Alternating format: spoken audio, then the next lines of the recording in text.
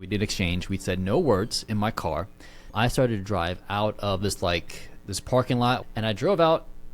A cop car pulls right in front of me, and I personally thought it was for that guy, not for me, and I didn't put it all together. It was a setup. Basically, I had possessions and distribution of a controlled substance, and if people that want to know, it's Molly, MDMA, and then mushrooms, just magic mushrooms. And it's kind of funny how these two compounds today are being shown to help with medical situations for other people. So I was selling that to different Marines on different bases, Camp Lejeune and then Cherry Point, North Carolina. And then I deployed. I was still selling that on deployment, just because I brought some, just because, just in case. And then when I came back from deployment, I got a random text, and I was about a month out before my EAS, which is me exiting the Marine Corps.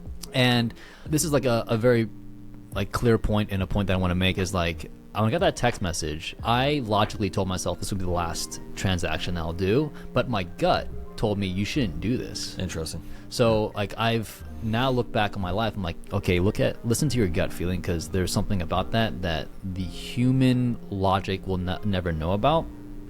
Kind of like intuition. So I ignored my gut feeling, and then I was like, okay, how much do you want? He's like, 20 pills. I'm like, that's great. And then he gave me a meetup point. And then I was like, cool.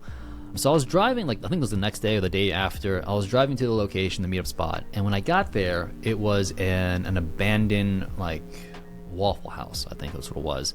And my gut then told me, you shouldn't be here. Right? I'm like, nah, this is the last thing. I'm already here already, right? And so what I did was, instead of fully listening to it, I kind of listened to it, and I drove across the street to a new meetup point that I chose. And then I texted the guy. I'm like, hey, I'm actually over here now.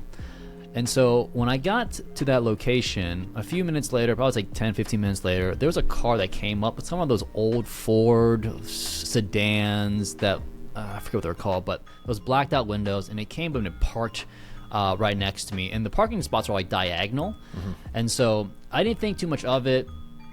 And so when the person that came to pick up the Molly, I'm like, okay, we did exchange. We said no words in my car. And as he walked out, I started to drive out of this parking lot where the intersection's right here. And I drove out. A cop car pulls right in front of me. And I personally thought it was for that guy, not for me. And I didn't put it all together. It was a setup.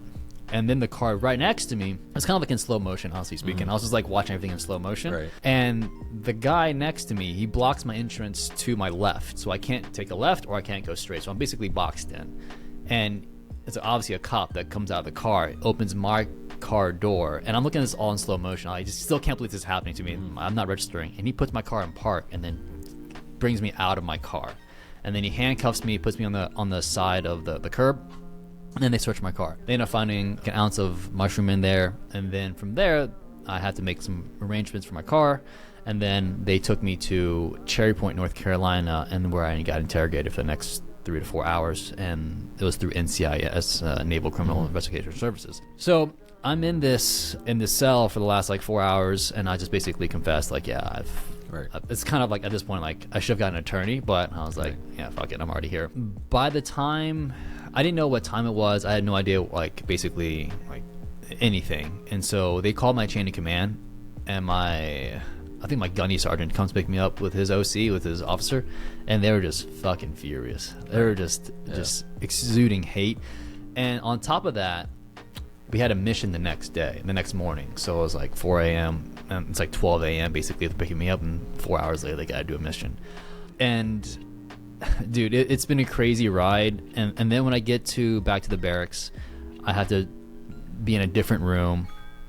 And then the next night, I'm basically checking out of all my units and with an escort. And then I get thrown into the brig, which is military confinement for the audience. At this point in time, when you go into military confinement, you're basically stripped down naked. They obviously check for any contrabands or whatever. And then you're thrown into a cell, what you would normally see in on the movies. Mm-hmm. It's stainless steel, a toilet and a desk, and then you have a bed with a thin pad, and it's super cold in there. At this point, I'm still thinking I'm going to wake up from a dream. But obviously that dream never comes.